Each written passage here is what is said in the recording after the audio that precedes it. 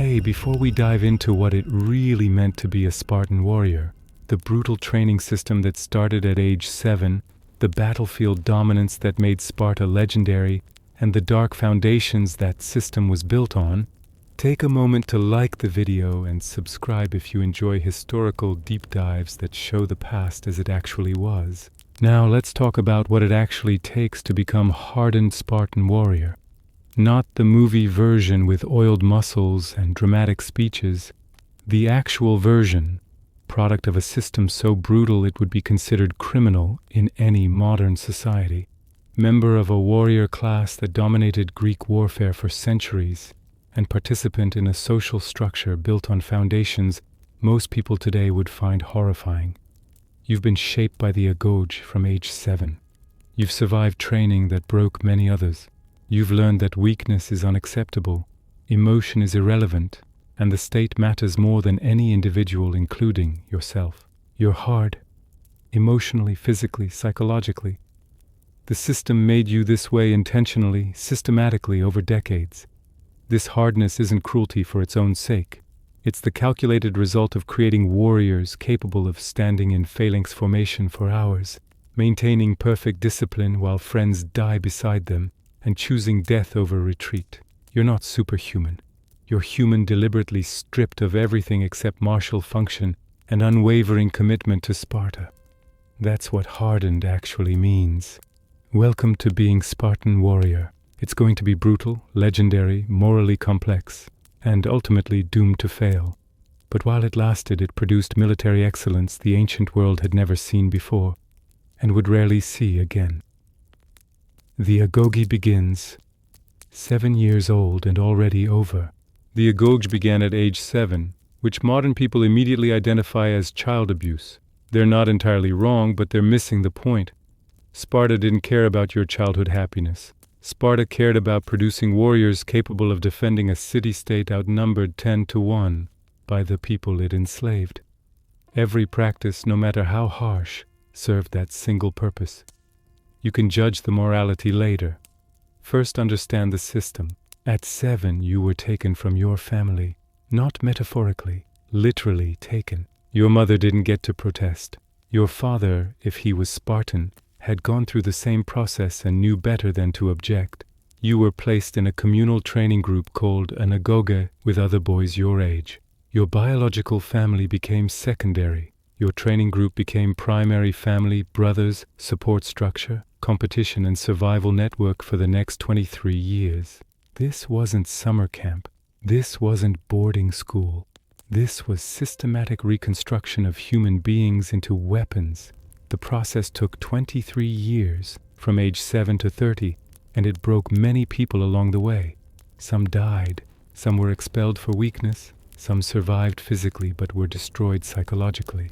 Those who emerged from the other end were Spartan warriors, the most feared, heavy infantry in the Greek world. The cost of producing them was enormous and carefully hidden. The first shock was separation from everything familiar. At 7, you still needed your mother. You probably cried when they took you. That crying was the last weakness you were allowed to show. The older boys in your training group who'd been there longer mocked crying. The trainers punished it. You learned within days that showing emotion brought pain and mockery. So you stopped showing it. Whether you stopped feeling it was a different question that nobody cared about. The living conditions were deliberately harsh. You slept on reeds you'd gathered yourself, in communal rooms with minimal heating even during cold months. The discomfort was intentional. Spartans believed that comfort made men weak, hardship made men strong, so they provided maximum hardship and called it education. You were cold, uncomfortable, and surrounded by other boys who were just as miserable but couldn't admit it any more than you could. Food was insufficient by design. You were given enough to survive but not enough to feel satisfied. Hunger was constant companion. This taught you to function while hungry, which was useful for campaigns where supply lines failed. But it also taught another lesson that Sparta considered valuable. You were encouraged to steal food to supplement your rations. Here's where it gets interesting. Stealing wasn't punished. Getting caught stealing was punished severely. The lesson was explicit. Take what you need, but don't be incompetent about it. If you were skilled enough to steal food without detection, you ate better and learned valuable skills. If you were clumsy and got caught, you were beaten publicly and went even hungrier as punishment. This taught resourcefulness, deception, and risk assessment, all useful for warfare and survival. Cleomenes was 8 when he first tried stealing food from the common storehouse. He was careful, waited until trainers were occupied, moved quietly. He successfully stole bread and figs, ate them hidden away, felt proud of his success. Then an older boy informed the trainers, not out of righteousness, but to gain favor. Cleomenes was beaten in front of the entire training group. The beating wasn't for stealing, it was for being stupid enough to let someone see him steal. The lesson stuck. Next time he stole, he made certain nobody saw. Nobody informed. He ate well and learned that success requires not just skill, but eliminating witnesses and potential informants. Physical conditioning began early and intensified every year. Running, long distances that built endurance and short sprints that built speed. Wrestling, full contact, no rules beyond, don't permanently maim, teaching you to fight and to take hits. Combat training with wooden weapons that hurt when they connected but didn't kill. The training continued regardless of weather, injury, or exhaustion. Complaints were weakness. Weakness was unacceptable. The trainers were older Spartan warriors who'd survived the Agog themselves. They knew exactly how brutal it was because they'd experienced it. They showed no mercy because they'd received none. They beat boys who failed exercises. They mocked weakness mercilessly. They created an environment where every boy was desperate to avoid being the weakest because the weakest received the worst treatment. This created intense competition that brought out aggression and survival instinct in everyone. Some boys were naturally strong, fast, aggressive. These boys thrived from the start, dominating others physically, achieving status through superior performance. Others were smaller, weaker, or slower. These boys had two choices: adapt or be crushed. Many adapted by becoming vicious in ways larger boys weren't, by using intelligence where they lacked strength, by finding ways to survive that didn't rely on physical dominance. Giannis was small for his age and struggled in every physical contest. The larger boys beat him regularly in wrestling. The trainers punished him for failing to meet standards. For months, he was at the bottom of the social hierarchy, which meant constant abuse from above. Modern educators would say he needed accommodation or different path. Sparta said he needed to become stronger or die trying. Giannis adapted. He learned to use speed where he lacked strength. He learned to be more vicious than necessary, making opponents hesitate before attacking him because victory would cost more than it was worth. He learned to endure pain without showing it, which earned grudging respect from trainers and other boys. Most importantly, he learned to fight dirty, eye gouges, groin strikes, biting, anything that worked. By age 12, Giannis wasn't weak anymore. He was dangerous. The system had hardened him not by making him bigger. He remained smaller than average, but by making him absolutely ruthless in ways larger boys with more advantages weren't forced to develop. The social structure within the Agoga was brutal meritocracy, where status was earned through demonstrating capability and lost through any sign of weakness. The pecking order shifted constantly based on performance. A boy who dominated 1 month could fall to middle of the pack the next if he showed any weakness or if others improved relative to him. This created constant pressure to perform, to compete, to never relax or feel secure. Friendships formed, but were complicated by competition. Your best friend was also your rival. You trained together, supported each other, shared stolen food, but you also competed against each other for status and recognition. The system deliberately created these conflicts because it believed that constant competition made everyone sharper. Bonds formed anyway, though, because shared suffering creates connection even when the system tries to prevent it. The punishments for failure or weakness were designed to be memorable and public. Physical beating was common, whipped with reeds or struck with fists by trainers. Public humiliation was worse, being forced to stand naked while your failures were listed to the group, being excluded from meals, being given additional labor while others rested. The message was clear: meet standards or suffer. Everyone's standards or everyone watches you suffer. The famous test of endurance at the altar of Artemis Orthia involved boys being whipped while trying not to cry out or show pain. Some died during this test from the severity of whipping. Those who survived without showing weakness earned respect. Those who cried out or tried to escape were marked as weak and never forgot the shame.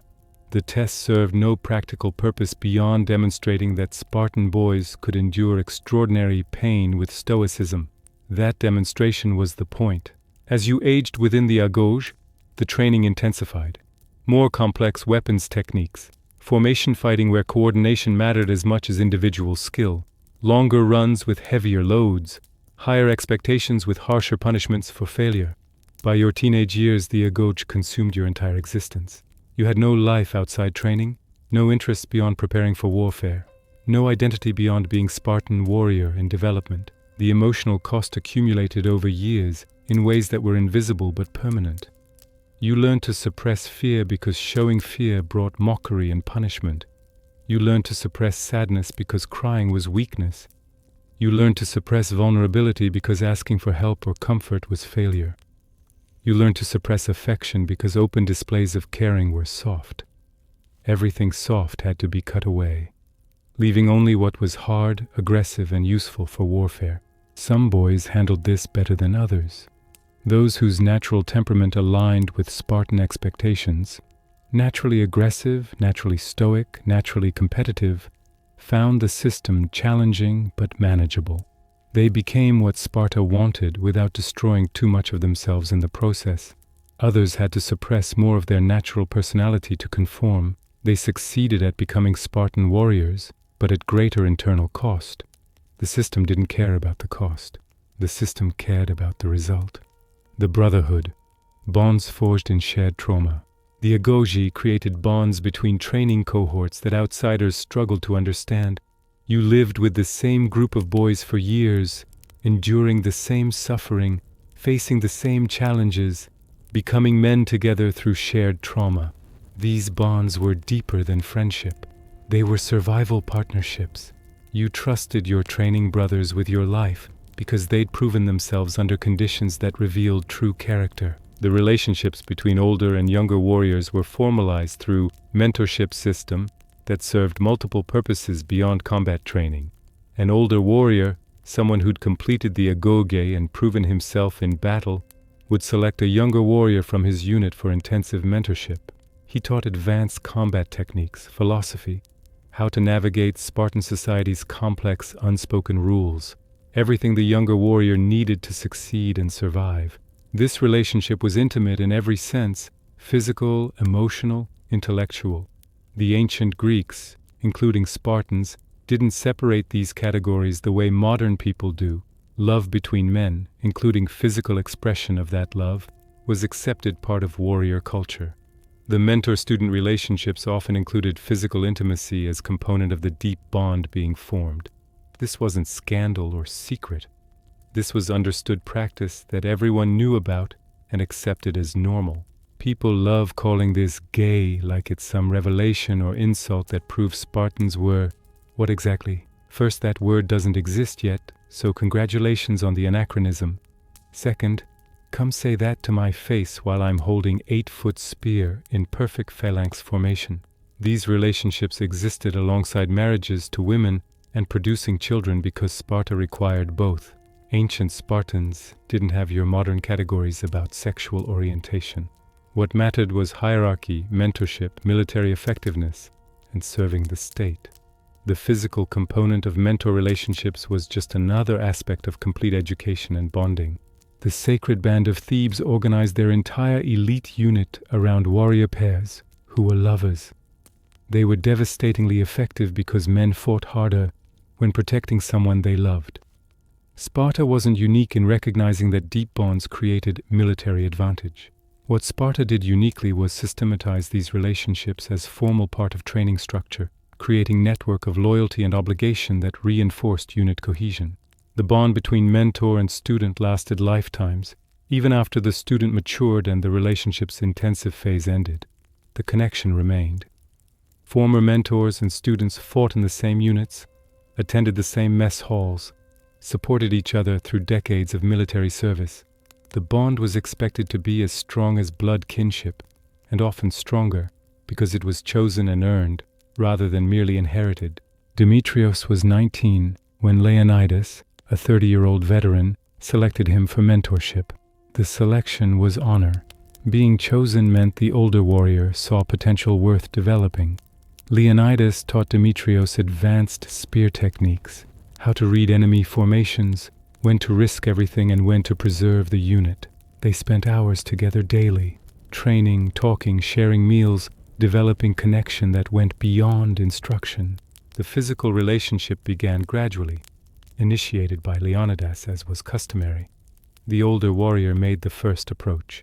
Demetrios accepted because refusing would have been insult and because he genuinely admired Leonidas and wanted the bond that everyone knew such relationships created.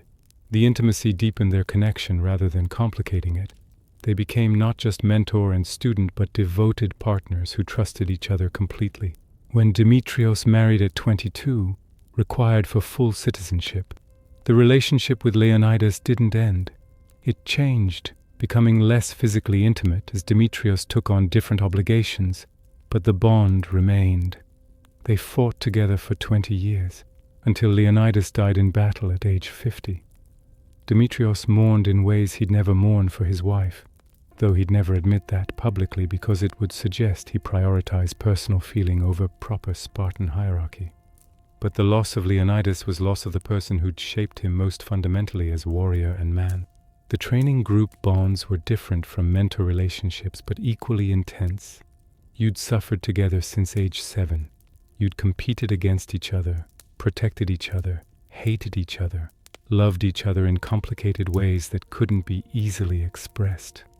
By your 20s, you knew these men better than you'd ever know anyone else. You'd seen them at worst, crying in early years before they learned to hide it, failing and being punished, showing weaknesses they desperately wanted to conceal. You'd seen them at their best, succeeding against odds, protecting others at cost to themselves, demonstrating courage that inspired everyone. These men would fight beside you in phalanx formation, where every warrior depended on the warrior next to him for survival. The trust required was absolute. If the man next to you dropped his shield or broke formation, you died. That kind of trust couldn't be faked or created through speeches. It was built over years of shared experience that proved reliability. Your training brothers had proven themselves reliable. That's why you trusted them with your life. The bonds created social structure outside official hierarchy. Everyone had position in unit, in mess hall, in social rank. But you also had complicated web of relationships that determined who you'd go to with problems, who would back you in disputes, who you'd die for without question. These relationships shaped your entire adult life and were more important than official ranks suggested. The mess hall, where you actually lived. At age 20, having completed 13 years of agoge training and begun military service, you were required to join a syssitia, a mess hall where you would eat daily for rest of your life. This wasn't optional social club. This was mandatory institution that you had to be accepted into through unanimous vote of existing members. One no vote, just one, and you were rejected. Rejection from a mess hall meant you couldn't achieve full citizenship rights. Your entire future depended on other men voting to accept you into their daily eating group. The voting created high stakes for every candidate. You'd spent years training, proving yourself, building reputation. But if men in the mess hall you petitioned decided you weren't good fit, too arrogant, too weak, personality conflict with existing member, they voted no and you were excluded. Some men were rejected from multiple mess halls before finding one that accepted them. Each rejection was public humiliation that affected status and future prospects. The reason for this system was creating tight-knit units of men who would fight together. The mess hall wasn't just where you ate. It was your military unit, your social circle, your identity. You spent more time with these men than with your wife or family. They needed to accept you not just as competent warrior, but as someone they could live with daily for decades. Hence the high bar for acceptance. Once accepted, you ate with your mess hall every day. Not most days, every day. You were required to contribute food from your land holdings, grain, olive oil, wine, meat when available. The amount was specified and non-negotiable. If you couldn't afford your contribution, you lost citizenship. This economic requirement meant that even the agog wasn't enough to be full Spartan. You also needed sufficient land wealth to support yourself and meet mess hall obligations. The food itself was intentionally terrible as another test of Spartan endurance. Black soup, made from pork blood, vinegar, and salt, was the signature dish. The recipe was designed to be unpalatable. Nobody ate black soup because they enjoyed it. You ate black soup because it was there, and refusing food was weakness, and complaining about food was weakness. So you ate terrible food without complaint and pretended this was fine. A foreign visitor, tasting black soup for first time, declared it the worst thing he'd ever tasted, and said he finally understood why Spartans were so willing to die in battle. Death was preferable to living on this food. The Spartans found this hilarious but didn't change the recipe. The bad food was the point. Everything in Sparta was a test of endurance and conformity. If you couldn't eat terrible food without complaint, you weren't fully Spartan. The seating in the mess hall was determined by age and status. Older, more distinguished warriors received best positions. Younger members sat farther from the fire during winter. Everyone knew their place and maintained it without need for explicit direction. The hierarchy was reinforced through hundreds of small daily interactions where your status determined treatment, attention, and respect you received. Conversation during meals followed patterns. Discussion of training, of tactics, of past battles, of upcoming campaigns. Stories about the old days when things were tougher. Every generation believed the next was soft. Arguments about which training cohort produced the best warriors. Speculation about what enemies might do.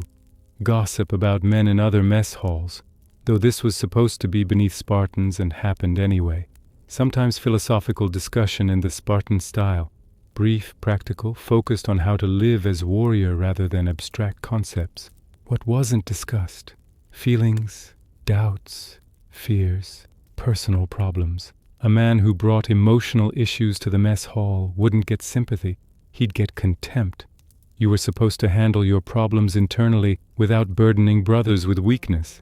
If you couldn't handle your problems, you were weak. If you were weak, you didn't deserve to be there. The pressure to appear strong and untroubled was relentless. Demetrios joined his mess hall at age 20 and remained with the same group for 40 years until his death at 60 from disease that finally proved stronger than Spartan discipline. He ate thousands of meals with these men, shared countless hours of conversation, knew their habits, their capabilities, which could be trusted with what responsibilities. His wife, whom he married at 22, he saw perhaps twice per week when he could sneak away from barracks. His children were taken at age 7, and he saw them primarily during public events where they demonstrated their training progress. But his mess hall brothers? Daily intimate knowledge that came from decades of forced proximity and shared purpose. The mess hall also served as economic and social control mechanism. Everyone contributed food, so everyone's economic status was visible. If your contribution decreased, everyone knew you were having financial problems. If you failed to contribute, you lost citizenship and were expelled. This created economic pressure to maintain your holdings and shame if you couldn't. The visibility of economic status prevented anyone from hiding decline or failure. The brotherhood formed in mess halls was real but also forced. You might genuinely like your mess hall brothers. You might respect them. You might even love them in the complicated way Spartans loved each other. Deep loyalty combined with emotional suppression. But you also couldn't leave. You were stuck with these men for life. If conflicts arose, you had to resolve them internally, because the alternative was destroying the unit cohesion everyone depended on. This created an environment where some men thrived and others endured through necessity rather than choice. In marriage, Sparta's genetic engineering project. Spartan marriage was state-managed genetics program poorly disguised as family institution. You married in your 20s, typically between age 20 and 25, to a woman selected through family negotiations that prioritize bloodlines, property holdings, and genetic potential for producing strong offspring. Love was never mentioned as factor. Love was irrelevant. The marriage's purpose was producing the next generation of Spartan warriors and maintaining property within citizen class. The wedding ceremony itself revealed priorities. The bride's head was shaved, and she was dressed in male clothing and sandals. This wasn't romantic tradition. This was deliberate symbolism that the bride was expected to be strong like a warrior, not soft like women in other Greek cities. Spartan women trained physically, running, wrestling, throwing javelin, specifically to produce stronger babies. The wedding costume emphasized this expectation. The groom came to the bride's family home at night, consummated the marriage quickly and without elaborate ritual, then returned to his barracks before dawn. This pattern continued for years. You were married, but you didn't live with your wife. You still lived in barracks with your military unit until age 30. Your contact with your wife was limited to covert visits that had to be arranged and hidden from your unit, because spending too much time with wife suggested you prioritize personal pleasure over military duty. This system created bizarre situation where married men sneaked around to see their own wives.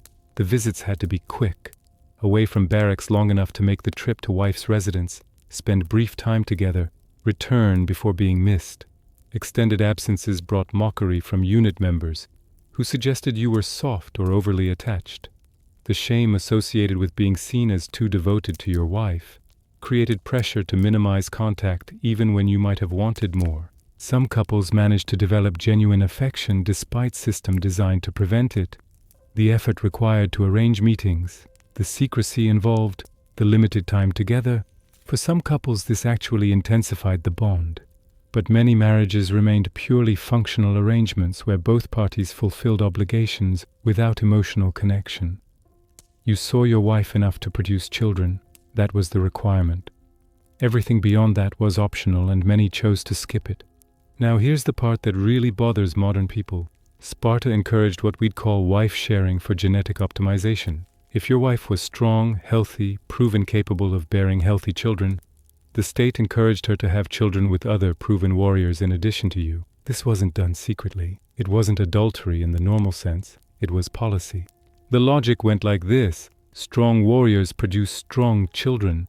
If your wife chooses to have children with another proven warrior, one who's perhaps stronger, faster, or more distinguished than you, those children strengthen Sparta's next generation. Your ego about sexual exclusivity doesn't matter. Sparta's military strength matters. So men were encouraged to let other warriors impregnate their wives if genetics suggested the result would be beneficial. You want to call this disgusting? Degrading? Treating women as breeding stock? All fair criticisms by modern standards. But understand the Spartan perspective before dismissing it. They believed they were maximizing genetic quality for military purposes. Whether the woman agreed mattered, she had to consent, which gave women unusual power in this area. But whether the husband's feelings about it mattered, not particularly. Personal feelings were always subordinate to state interests in Sparta.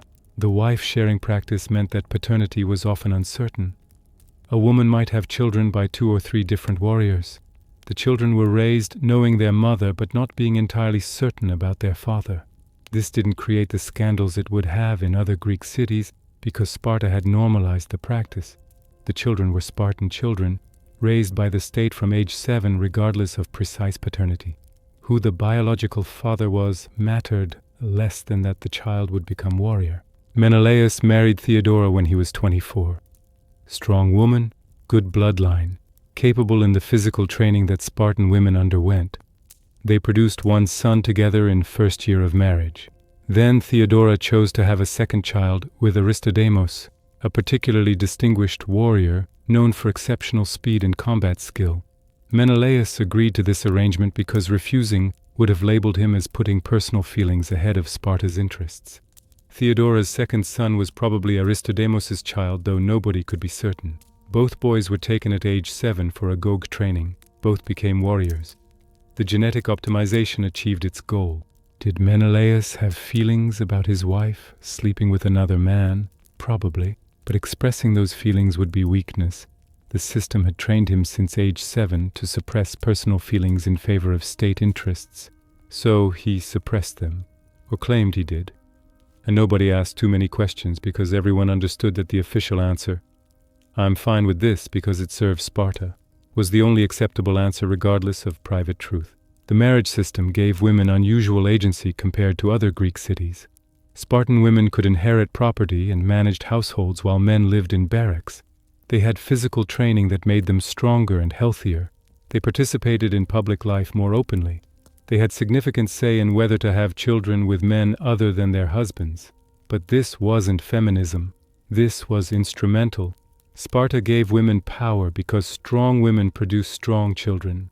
Women managing property was practical because men were occupied with military duties. Every benefit women received existed because it served Sparta's military goals, not because Sparta believed in gender equality for its own sake. The emotional reality of Spartan marriage was often bleak. You were married to someone you saw irregularly. You couldn't show affection openly without appearing weak. Your children were taken before you'd really known them. Your wife might have children with other men with state approval. Your primary emotional connections were with your military unit, not your family. This created families that were functional for state purposes, but often hollow emotionally. Some couples found ways to connect despite the system. Brief moments of genuine intimacy during the limited time together. Understanding born from sharing the difficulties of Spartan life, even if from different perspectives. But many marriages were simply obligations fulfilled without joy or connection. The system didn't care which type of marriage you had, as long as children were produced and property was maintained. Your emotional satisfaction was never a consideration.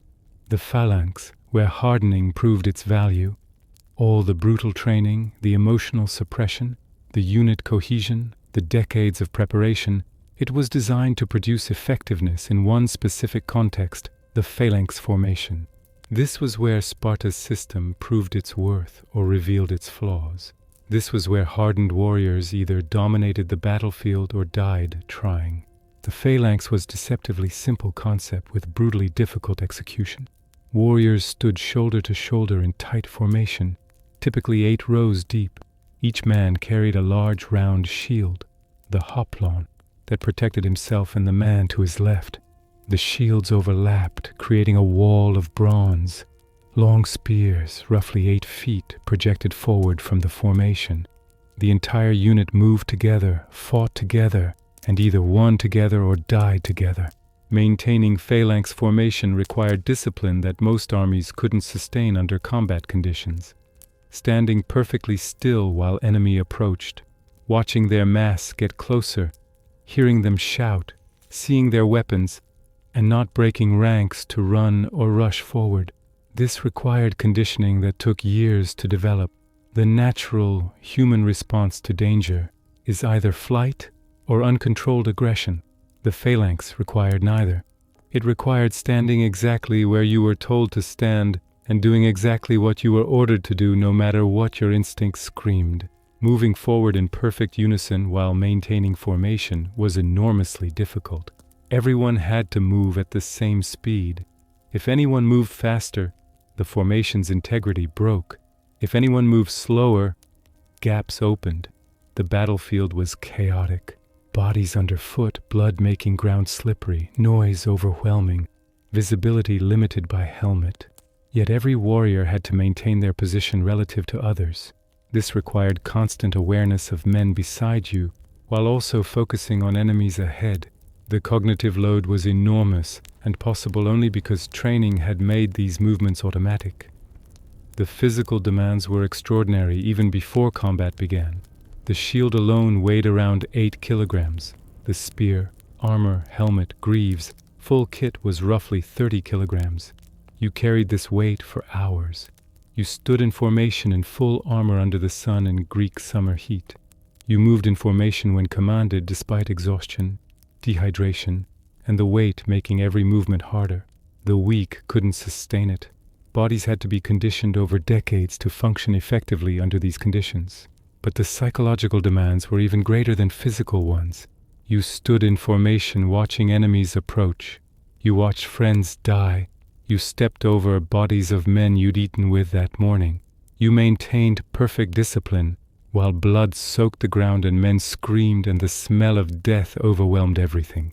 You did this not because you were fearless, everyone felt fear, but because the training had made maintaining formation more automatic than running would be. The front rank of the phalanx faced death most directly.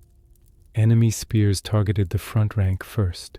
When formations clashed, the front rank absorbed highest casualties. Everyone knew this. Rotation systems existed specifically because front rank position was so dangerous that forcing same men to fight there repeatedly would quickly deplete the unit. You took your turn in front rank when rotation required it, fought until ordered to rotate back or until you were wounded or killed, then the next rank stepped forward. Standing in the front rank required accepting that you'd probably be wounded and might be killed. The man next to you depended on you maintaining your position because your shield protected him. The man behind you depended on you not breaking ranks and exposing him. The entire formation's integrity depended on every man holding position, despite natural desire to run or seek safety. This was where hardening proved its value. Hardened warriors could stand in front rank and fight effectively even while knowing death was likely because the alternative, breaking formation and dishonoring yourself and destroying unit cohesion, was more unthinkable than death. Training had made certain responses automatic. Enemy approaching? Lock shields tighter. Spear thrust? Block with shield, counter thrust. Man beside you falls. Step slightly left to cover the gap while maintaining formation. These movements happened without conscious thought because they'd been practiced thousands of times. Thinking during combat was too slow. You reacted based on training that had made proper responses instinctive. But combat was never clean or simple like training. The noise was overwhelming. Thousands of men shouting, weapons clashing, wounded screaming. The smell was horrifying once blood and open bodies added to the heat and sweat. Visibility was limited by helmet design that prioritized protection over sight. Your world became the shield wall immediately in front of you, the enemies trying to break it, the warriors beside you maintaining it. Everything beyond this immediate zone was chaos you couldn't control. The exhaustion hit quickly, fighting in full armor, maintaining shield position, thrusting with spear repeatedly. All of this while standing on uncertain ground among bodies, drained energy at alarming rate. Battles that lasted hours saw both sides progressively exhausting until someone broke first. The side with better conditioning and discipline could fight longer before exhaustion forced mistakes. Spartan training's relentless physical conditioning meant Spartans could fight longer than most opponents. The casualties were horrific when formations finally clashed. The initial impact, shields slamming together, spears finding targets, men in front ranks being crushed by pressure from behind, created immediate carnage. Some men died in seconds from spear thrusts to throat or groin, where armor didn't protect. Others were wounded and fell, only to be trampled by men behind them. The survivors kept fighting because breaking ranks would kill everyone behind them. Alexandros fought his first major battle at age 22 after 15 years of agog training. He stood in the front rank because the rotation system had placed him there. He watched the enemy phalanx approach, Athenian force that looked as disciplined as any Spartan formation. The distance closed. The last moments before impact stretched impossibly long. Every instinct said run. His training said hold position. His brothers beside him held position. So he held position. The formations crashed together with impact that knocked breath from his lungs despite bracing for it. Spears thrust forward, shields blocked. His spear found an Athenian's shoulder, not fatal, but the man fell and others stepped over him. An enemy spear caught Alexandros' shield and almost pulled him forward. He recovered, thrust again, felt the spear punch through armor and flesh. The man fell. Another took his place immediately. The fighting continued. Minutes felt like hours. Hours actually were hours. Alexandros' arms burned from holding shield position. His legs threatened to collapse from standing braced against forward pressure.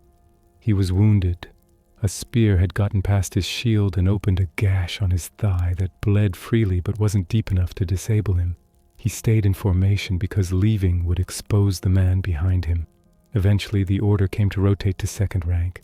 He stepped back. Another warrior took his place. Alexandros stood in second rank, pushing forward against the man in front of him, adding his strength to the formation's pressure, still engaged in the battle, but not facing direct spear thrusts. The battle ended after roughly 2 hours when the Athenian formation broke. Once one part of the phalanx breaks, the entire formation collapses as men realize they're exposed and run. The Spartans held formation and didn't pursue aggressively, because maintaining discipline after victory was as important as maintaining it during battle. Alexandros survived his first major battle with a wound that would heal, an experience that would haunt him for years. He'd killed at least 2 men, maybe 3. He'd watched friends die. He'd stood in formation despite fear that threatened to overwhelm training. This was what all the preparation had been for. Thermopylae, dying for Sparta. In 480 BC, a force of roughly 7,000 Greeks, including 300 Spartans, held a narrow pass called Thermopylae against a massive Persian army. The Persians found a path around the pass and surrounded the Greek force. Most Greeks retreated. 300 Spartans and 700 Thespians stayed to hold the rear guard, knowing they would die. This is the battle that made Sparta legendary and revealed everything about what the hardening system created. The Spartans at Thermopylae knew they were dead men before the final battle began. The Persians had flanked them. Retreat was cut off. The Greek army needed time to withdraw to safety. Someone had to delay the Persians. The Spartans volunteered for this role because dying for Sparta was what they'd been trained to do since age 7. The famous 300 weren't heroes choosing glorious death. They were products of system that had made dying for Sparta more acceptable than living with dishonor of retreat. King Leonidas commanded the force. When a Persian envoy demanded the Spartans surrender their weapons, Leonidas's response was, "Molon labe, come and take them." This wasn't bravado. This was Spartan stating obvious fact. We won't surrender. So if you want our weapons, you'll have to kill us and take them from our bodies. The Persians understood this was genuine statement of intent. The night before the final battle, the Spartans combed their hair. This confused the Persians, who couldn't understand why men about to die cared about appearance. But for Spartans, this made perfect sense.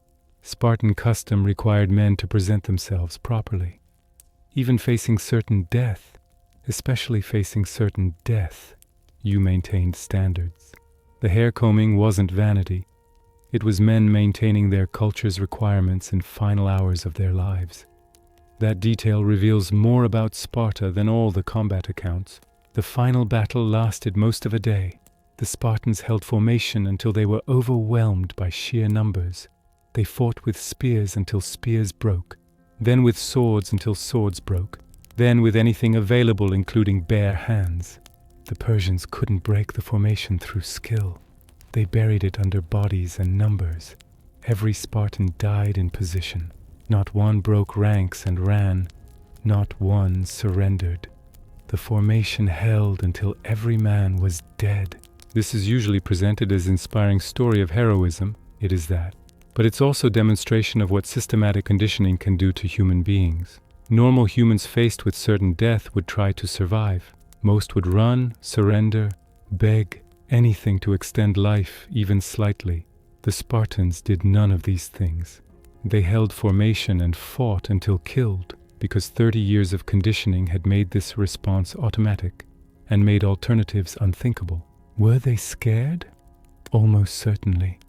Fear is biological response to death that training can't eliminate, only manage. Did they want to live? Probably. But the system had trained them that maintaining position mattered more than personal survival, that dishonor was worse than death, that failing your brothers was unforgivable. So they stood in formation and died one by one, and not one broke ranks, because breaking ranks would have meant betraying everything they'd been taught since age 7. The aftermath of Thermopylae was interesting. Sparta mourned the 300 as heroes. Their names were recorded. Their sacrifice was celebrated. But Sparta also used their deaths to reinforce the message. This is what Spartans do. You hold position until you're dead. You don't retreat. You don't surrender. You die for Sparta without hesitation. The 300 became propaganda for the system that created them. Modern people see Thermopylae as inspiring. Ancient Greeks saw it as terrifying demonstration of what Sparta could produce. An entire class of warriors who could be pointed at enemies with confidence. They would hold position until death without question or hesitation. That's powerful military force. That's also horrifying if you think about the human cost of creating such force. The Helot system, Sparta's dark foundation. Now we address the uncomfortable reality that everything else was built on. Sparta was sustained by enslaved population called Helots, who outnumbered Spartans roughly 10 to 1. These weren't prisoners of war who could theoretically earn freedom. These were permanently enslaved people, descendants of populations Sparta had conquered centuries earlier, who farmed Spartan land, produced all the food, and made the Spartan warrior lifestyle possible by doing everything warriors didn't have time for. The Helots hated Spartans, obviously. They were enslaved. The hatred was intense and justified. The numerical imbalance was so extreme, 10 enslaved people for every Spartan, that if Helots ever organized and rebelled, Sparta would be destroyed. Every Spartan knew this. Every military and social decision was shaped by this knowledge. The entire Spartan system existed partly to defend against foreign enemies, but mostly to control an enslaved population that wanted desperately to destroy their enslavers. Sparta's solution to this existential threat was systematic terrorism. Every autumn, Sparta formally declared war on the Helots. This wasn't metaphorical declaration. It was legal act that made killing Helots legal, despite them being technically Spartan property. The declaration transformed murder of Helots into legal act of war. This allowed Sparta to kill Helots who showed any sign of potential leadership or rebellion without legal or religious consequences. The mechanism for this terrorism was the Krypteia, secret police force of young Spartan warriors who were sent out at night to hunt Helots. The Krypteia targeted the strongest, most capable Helots, the ones who might become leaders if rebellion ever started. They killed these people. This wasn't combat. This was murder. Unarmed Helots working in fields or sleeping in their homes were killed by armed Spartans who approached in darkness without warning. The goal was keeping the Helot population too terrified to organize resistance. Let's not pretend this was justified or necessary. This was monstrous. Even by ancient standards, which were considerably more brutal than modern ones, the Krypteia was recognized as extreme. Sparta created a system where young men's coming-of-age ritual involved hunting and killing unarmed enslaved people. That's state-sponsored terrorism and murder. No amount of context or historical understanding makes this acceptable. But from Sparta's perspective, the alternatives were impossible. Free the Helots? The entire Spartan military system collapses because warriors can't farm and fight simultaneously. The carefully maintained lifestyle where Spartans dedicated themselves to warfare depended on Helots doing everything else. Treat Helots better? Sparta believed kindness would be interpreted as weakness and would encourage rebellion rather than prevent it. Allow Helots any power?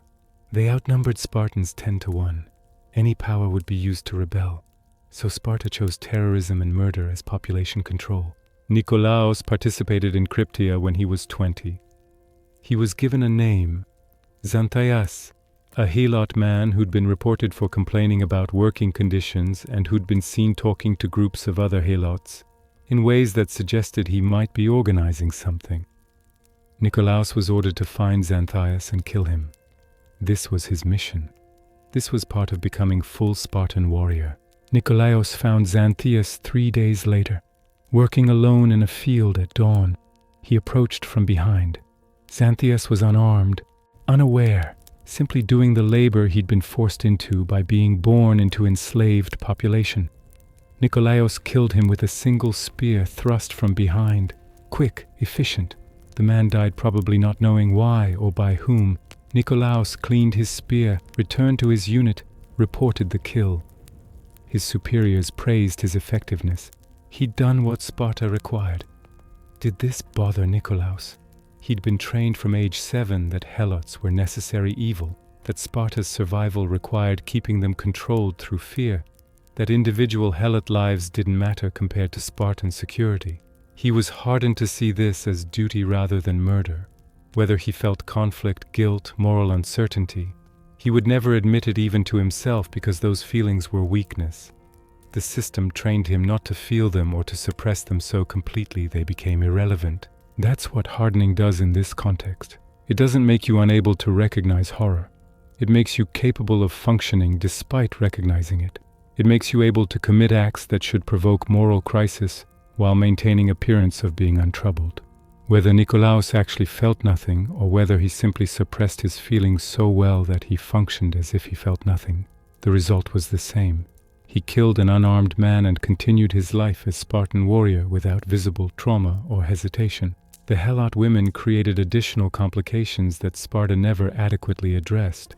Spartan men were supposed to interact with helot women only in context of overseeing labor. In reality, sexual relationships happened. The power dynamics made consent meaningless. Enslaved person can't meaningfully consent to anything with their enslaver. These relationships produced children who occupied ambiguous status in Spartan society, not citizens. Not exactly helots either. Sparta had categories for legitimate children and for helot children, but struggled with children born from relationships that violated the clean separation the system wanted to maintain. Some of these children were recognized by their Spartan fathers and given privileges. Others were left in helot status. The inconsistency created resentment and complications that Sparta never resolved. The system wanted clean categories, Spartan citizens and helot slaves. But human relationships constantly produced situations that didn't fit the categories, and Sparta had no good solution beyond pretending the ambiguity didn't exist or handling each case individually without establishing clear principles.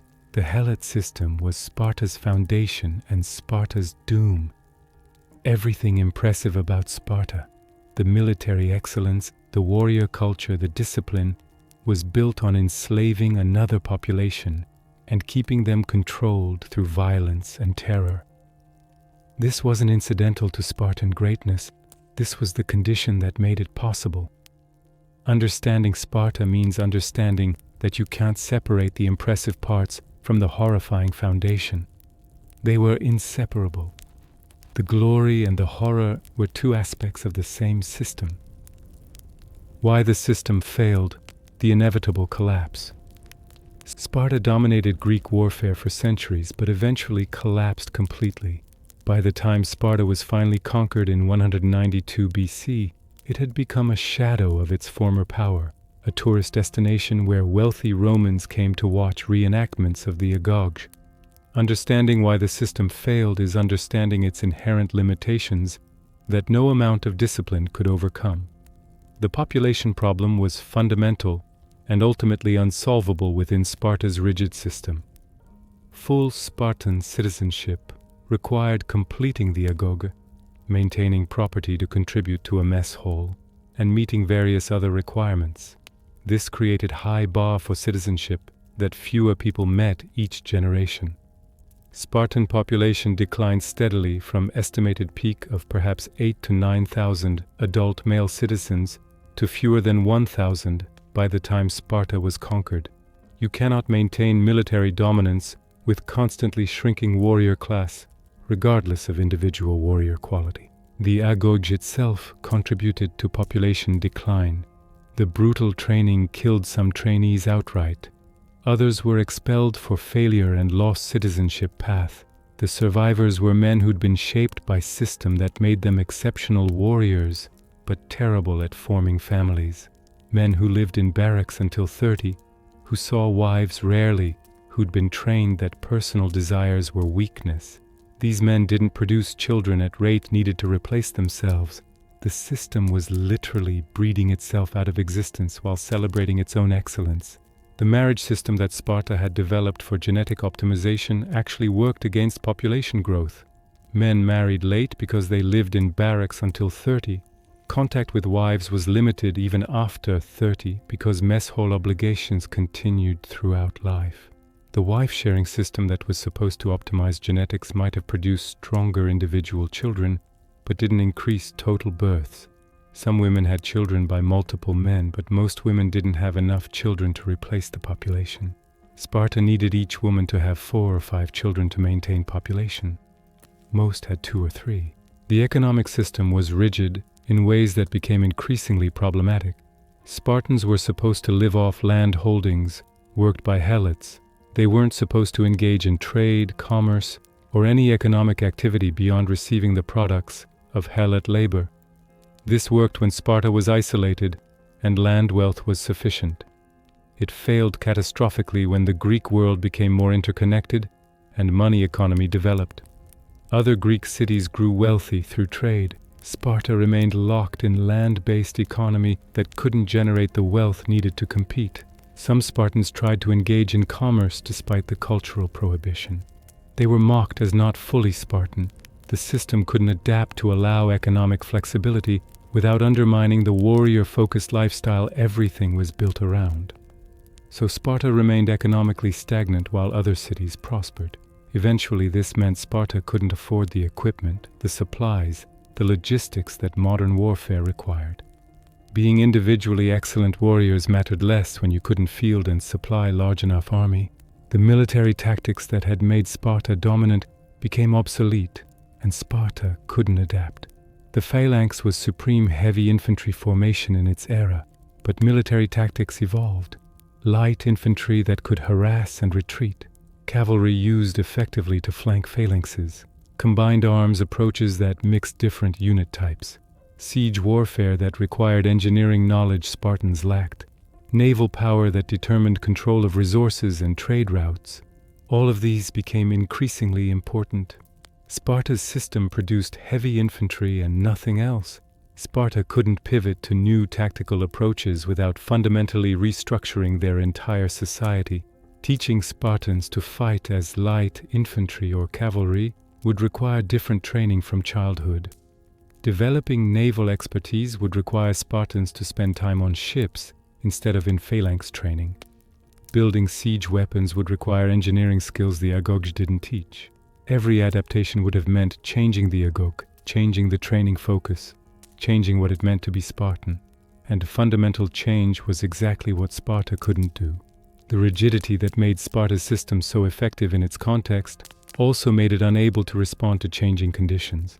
Other Greek cities adapted to new warfare, new economics, new political realities. Sparta remained frozen in the social structure developed centuries earlier. This rigidity was a feature, not a bug. Sparta believed its traditions were sacred, and changing them was betrayal of everything that made Sparta great. So Sparta didn't change while the world changed around it. Eventually, this meant obsolescence. The fear of helot rebellion that justified brutal control measures also trapped Sparta in unsustainable situation. They couldn't reform the helot system without risking rebellion during transition. They couldn't maintain brutal terrorism indefinitely without creating exactly the desperate, angry helot population most likely to eventually rebel. There was no good solution. Sparta chose to continue the terror and accepted the eventual consequences. When helot rebellions did occur, they devastated Sparta. The most serious rebellion in 464 BC after an earthquake destroyed parts of Sparta came close to succeeding. The helots were numerous and motivated by centuries of oppression.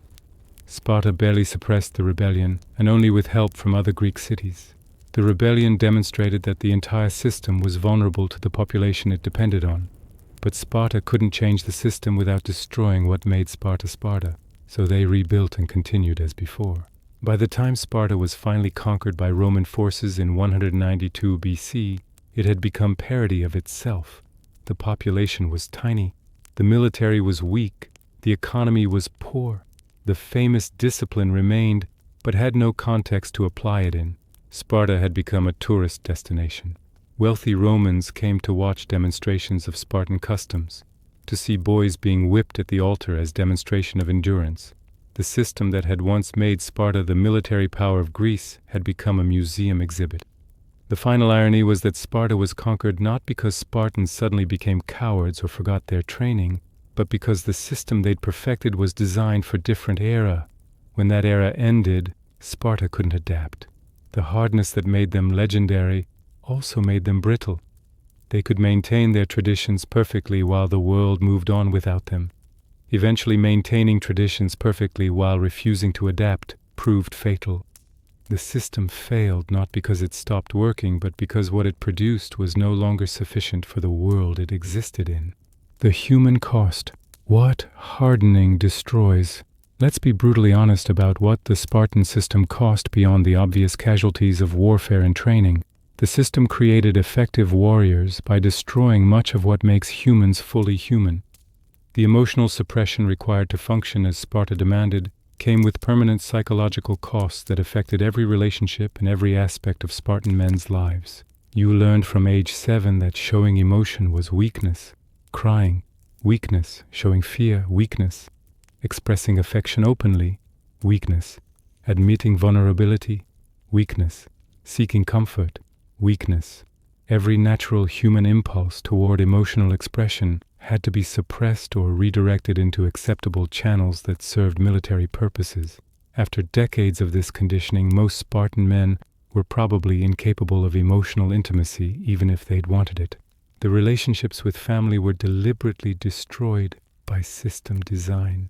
You were taken from your mother at 7 and taught that this separation was necessary and good.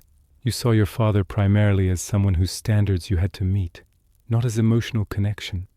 When you had your own children, you saw them rarely and primarily in public contexts, where you evaluated their development as future warriors. Love was never mentioned as factor in family relationships. Duty was everything. Pericles had 3 sons. He watched each taken at age 7 for agoge training, just as he'd been taken 30 years earlier. He remembered the fear, the loneliness, the brutality of those early years. Did he want to protect his sons from that experience? The thought probably occurred to him, but expressing such thoughts was weakness. Acting on them was betrayal of Sparta and everything it represented. So he watched his sons taken and didn't object because objection was unthinkable. His youngest son died during agoge training at age 9. Training accident. Fell during formation practice. Hit his head. Never woke up. These things happened. The agoge was designed to be dangerous enough that only the strong survived. Pericles attended the funeral, stood silently, showed no emotion because showing emotion would be weak. Did he grieve privately? Was he even capable of grief after decades of emotional suppression training? Nobody knows because nobody could ask and he couldn't answer, even if asked. That's what the system destroyed. Capacity for normal human emotional expression and connection. Pericles had lost his son. Natural human response would be grief. Possibly overwhelming grief. Spartan response was silent stoicism that gave no indication of internal state. Whether Pericles actually felt nothing or whether he simply suppressed his grief so completely that it was invisible, either way the result was the same. He functioned as though the death of his child was merely an unfortunate incident requiring no emotional processing. The famous Spartan laconic speech wasn't just cultural quirk or efficiency preference. It was symptom of emotional suppression so extreme that even verbal expression became constrained. Why speak more than absolutely necessary when words might reveal feelings that were supposed to be controlled? The famous response to Philip of Macedon threatening invasion, if, is celebrated as badass confidence. It's also evidence of men so emotionally restricted that even facing potential destruction of their entire society, they couldn't express more than single-word defiance. The sexual relationships, both with men and women, probably suffered from this emotional suppression. You could have physical intimacy. You could form bonds of loyalty and military partnership. But true vulnerability, admitting fears or doubts or needs, sharing emotional pain or joy, this was trained out of you. Relationships happened within framework of duty and function rather than genuine emotional connection. This doesn't mean relationships were worthless, or that Spartans felt nothing. but it means emotional depth was limited by decades of training that treated emotional expression as dangerous weakness. Some Spartans probably adapted to this system without too much internal conflict. Men whose natural temperament aligned with Spartan expectations, naturally stoic, naturally aggressive, naturally comfortable with emotional restriction, found the system challenging but manageable. They became what Sparta wanted without destroying too much of their authentic selves. But many Spartans must have struggled with disconnect between what they were required to be and what they actually felt. The system didn't allow for variation in personality or emotional needs. Everyone was processed through same agoj. Everyone was expected to emerge identical, emotionally controlled, physically capable, absolutely devoted to Sparta. Men whose natural personality was more emotional, more sensitive, more inclined toward connection and affection, had to suppress these traits or be broken by the system. The successful ones suppressed. The unsuccessful ones were culled. Either way, the system eliminated emotional variation in favor of uniform hardness. The psychological cost accumulated over decades in ways that weren't visible but were permanent. You learned to handle fear by suppressing it until you no longer consciously felt it. You learned to handle loss by not forming attachments that could hurt you. You learned to handle vulnerability by never being vulnerable. These adaptations made you effective as warrior, but left you emotionally crippled as human being. The man who could stand in front rank of phalanx for hours while friends died around him was also a man who couldn't express love to his own children, because the same emotional suppression that made him an effective warrior made him incapable of normal parental affection. The famous Spartan phrase about returning with shield or on it, meaning return victorious or dead, don't return defeated, captures the psychology. Success or death. No middle ground. No acknowledgement that humans are imperfect, that everyone fails eventually, that mercy and forgiveness might have value. This system accepted only two categories: meeting standards or dying. This binary thinking extended to everything. You were strong or weak, you were Spartan or you weren't. You succeeded or you failed. The nuance and complexity of actual human experience was suppressed in favor of stark categorical judgments. Did Spartans recognize this cost? Some probably did. You spent enough time with yourself to know the difference between who you appeared to be and who you actually were internally. But acknowledging that difference was impossible, because it would be admitting that the system didn't work perfectly, that the hardening came with costs, that something valuable had been destroyed in the process of creating warriors. So everyone maintained the fiction that they were perfectly hardened, perfectly controlled, exactly what Sparta wanted them to be. The fiction was maintained through force of collective denial and fear of being identified as weak. Conclusion: understanding the hardened warrior. Being a hardened Spartan warrior meant being product of a system that created military excellence through methods that destroyed much of what makes life worth living. You were taken from family at 7, systematically traumatized for 23 years, taught that emotion and individuality were weakness, trained to see other humans as either brothers in arms or threats, and deployed in phalanx formation with expectation that you'd kill or die without question. The system worked in the narrow sense that it produced warriors capable of dominating Greek warfare for centuries. The system also destroyed much of what makes being human meaningful beyond mere survival. The Spartan system cannot and should not be replicated today. The moral costs are unacceptable by any modern ethical standard. The child abuse disguised as training, the systematic murder of helots, the emotional crippling of every Spartan man, the subordination of all human happiness to state military needs. But understanding the system provides valuable insight into human capability and human limits. Humans can be conditioned to endure almost anything. We can be trained to suppress emotion, to function through trauma, to kill without hesitation, to die without fear. The Spartan system proved this conclusively, but the training that creates these capabilities destroys other capabilities that might be equally or more valuable. The hardness that made Spartans effective warriors also made them less capable of love, connection, joy, and everything else that makes being alive meaningful rather than merely functional. The legend of Sparta focuses on Thermopylae, on the 300, on the laconic wit, on the battlefield glory. That's what people remember because those stories are inspiring and conform to what people want to believe about heroism and sacrifice. But the reality behind the legend was boys taken from mothers and systematically broken, men who couldn't express love to their own children, enslaved people murdered to maintain control, a society that achieved military excellence by destroying nearly everything else that might make a society worth defending. You can admire the effectiveness while recognizing the horror.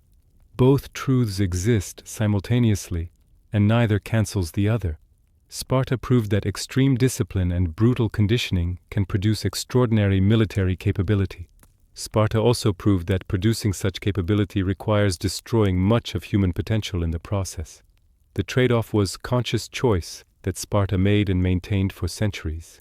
Whether that trade-off was worthwhile depends on what you value, military dominance or human flourishing. Sparta chose dominance and paid the price in every other dimension of human existence.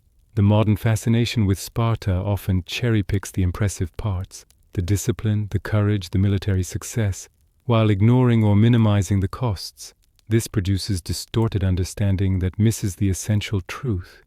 You cannot separate the military excellence from the brutal system that produced it. They weren't independent factors that happened to exist in the same place. They were cause and effect. The brutality produced the excellence, and the excellence required the brutality. Understanding this connection is more valuable than preserving the comfortable myth of Sparta as simple story of heroic warriors. If you enjoyed this honest look at what Spartan life actually meant, the training, the bonds, the system, the costs, the dark foundations and the human price, subscribe for more historical deep dives that show the past as it actually was, not as the legends suggest it was. Sparta created the most effective heavy infantry the ancient world had seen. The creation process involved systematic child abuse, emotional destruction, state-managed genetics, terrorism against enslaved population, and subordination of all human values to military function. That's the complete picture, not the sanitized legend, not the movie version. The complicated, disturbing reality of what it takes to create perfect warriors, and what's destroyed in the process. Understanding that reality is more valuable and more honest than celebrating the myth while ignoring the costs.